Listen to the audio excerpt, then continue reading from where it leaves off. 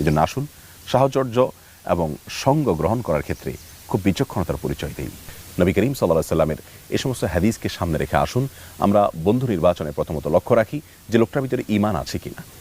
আল্লাহর প্রতি তার ভয় এবং তাকওয়া কতখানি আছে। তার সঙ্গে বন্ধুতার ফলে আপনি আল্লাহর আরও কাছাকাছি যাচ্ছেন নাকি আল্লাহ থেকে ধীরে ধীরে দূরে সরে যাচ্ছেন।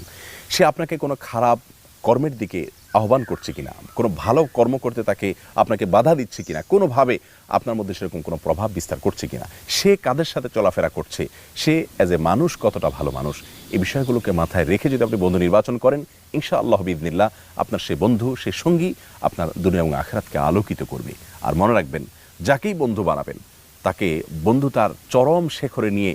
একবারে সব কিছু উজাড় করে দিয়ে, আজকাল যেটা হয়ে থাকে অনেক যুবকরা এই কাজটি করে থাকেন যে কাউকে বন্ধু বানালেন, সে বন্ধুর কথা শুনতে গিয়ে নিজের মা বাপ নিজের আত্মীয় স্বজন এমনকি আল্লাহ রাসূল সাল্লাল্লাহু আলাইহি সাল্লামের আদেশ নিষেধকে পর্যন্ত এক সাইড করে ফেলেন,